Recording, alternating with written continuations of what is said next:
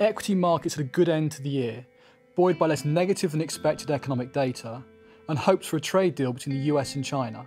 Having added to equity weights in the second half of last year, our portfolios benefited accordingly. But what can we expect now, looking forward into 2020?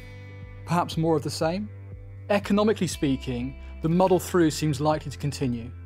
Whilst the US-China détente and Fed rate cuts have caused us to increase our global growth forecast slightly, nonetheless we have to remember that we remain in this period of anemic growth and very susceptible to crosswinds pushing the economy off course. For markets, the absence of inflation has been a positive.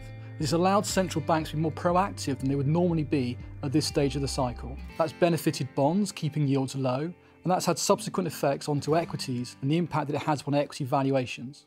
Speaking now, in early 2020, the environment still looks supportive for equities. But we mustn't get carried away.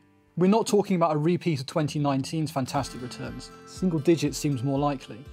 Corporate margins are under pressure from rising costs in the US. On the plus side though, we do have opportunities outside of the US where earnings remain depressed in Europe, Japan, parts of emerging markets.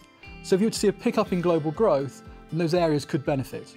As data has stabilised, we've looked to exploit extremes in valuations caused by 2019's flight to quality. For example, favouring higher yielding US bonds over lower yielding or negative yielding bonds in Europe.